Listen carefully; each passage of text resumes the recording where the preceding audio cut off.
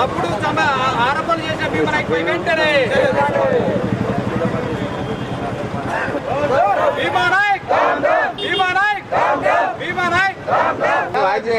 నశించాలే భీమా నాయక్ అనిత వ్యాఖ్యలు, నశించాలే దొంగ భీమా నాయక్ మాటలని, నశించాలే భీమా నాయక్ దొంగ మాటలని, నశించాలే తప్పుడు ప్రచారం చేసే భీమా నాయక్ మాటలని, క్రిమినల్ కేసు వెంటనే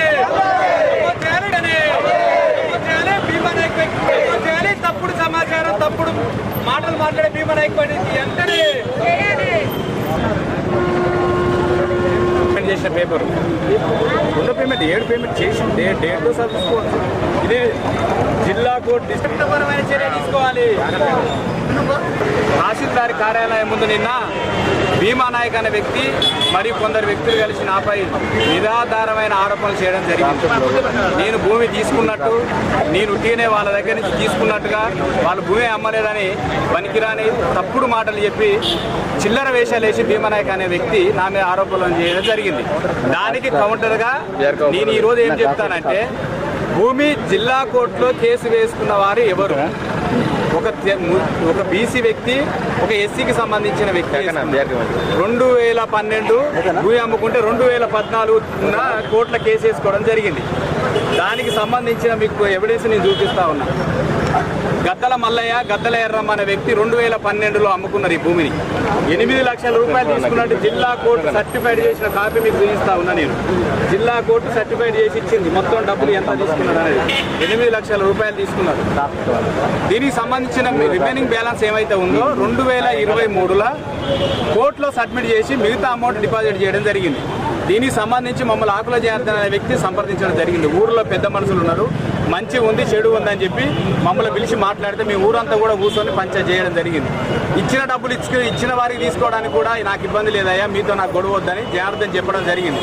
దానికి వీళ్ళు అంగీకరించడం జరిగింది. అంగీకరించిన తర్వాత ఊరు కూడా మొత్తం ఒక 20 మంది పెద్ద మనుషులు కోరుకొని పంచాయతీ చేసిన క్రమంలో మేము డబ్బులు ఇవ్వం, భూమి ఇవ్వం, మీ కోర్టులో ఏదైతే తీర్పు వస్తుందో ఆ తీర్పుకు కట్టుబడి ఉంటామని చెప్పి ఆంచి వెళ్ళిపోవడం జరిగింది. వారి పాలెళ్ళు ఎవరైతే ఉన్నారో వాళ్ళు మేము అందరం కలిసి మాట్లాడినాం. దానికి కట్టుబడి ఉండకుండా వెళ్ళిపోయిన తర్వాత ఒక వ్యక్తి, బీసీ వ్యక్తి అయినా, ఎస్సీ వ్యక్తి అయినా, ఎస్టీ వ్యక్తి అయినా ధర్మంగా ఉండాలి. కాబట్టి నేను ఒక ధర్మంగా ఉన్న ఒక పెద్ద మనిషిగా ఊళ్ళో ఒక 20-30 మందిని కలిసి చట్టాన్ని గౌరవించాలా, చట్టం చెప్పిదే మనం వినాలా, చట్టపరంగా ఎవరికి వస్తే వాళ్ళదని చెప్పి చెప్పడం జరిగింది. చెప్పిన క్రమంలో అందరం కూడా ఊరు అన్నప్పుడు ఊరు ఒక మాట్లాడిన క్రమంలో ఆకుల జనార్దన్ జడ్జిమెంట్ రావడం జరిగింది. జడ్జిమెంట్ వచ్చిన తర్వాత 2024 1వ తారీఖు 5వ తారీఖు 5వ నెల 2024లో జడ్జిమెంట్ వచ్చి జడ్జిమెంట్ కాపీ ఎంఆర్ఓ గారికి ఇవ్వడం జరిగింది. ఆకుల జనార్దన్ గారికి ఇవ్వడానికి ఆ కలెక్టర్ గారు ప్రొసీడింగ్ పెట్టుకోవడం జరిగింది. ఆయనకు ప్రొసీడింగ్లో వచ్చింది, రిజిస్టర్ కోర్టు చేసింది. కోర్టు వారు చేసిన తర్వాత మళ్ళీ మమ్మల్ని పిలిచి అడిగిండు, నేను పలానా వ్యక్తి దగ్గర భూమి కొనుక్కున్నా, అమ్ముతానా, నాకు కోర్టు జడ్జిమెంట్ వచ్చింది, మీరు కొనుక్కుంటే కొనండి, లేదా నేను బయట కమ్మ వాళ్ళకి అమ్ముకుంటా అంటే ఎందుకని మరి ఊరు పక్కన ఉందని చెప్పి ఊరు మీకు కులం అంతా కలిసి కూర్చొని మాట్లాడి చెప్పడం జరిగింది.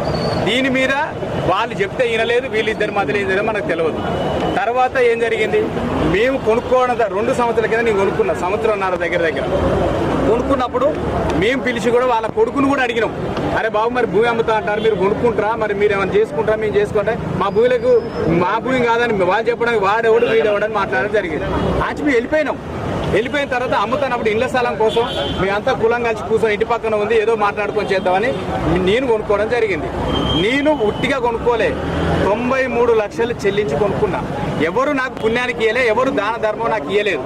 నేను డబ్బులు పెట్టి కొనుక్కున్న భూమిని నేను ఖర్చు చేసినట్టు, నేను ఏదో అమాయకులు బలి చేసినట్టు, నాకు తెలిసి ఏదో బిడ్డలకు రిజిస్ట్రేషన్ చేసినట్టు పనికిరాని మాటలు మాట్లాడిన ఎవరైనా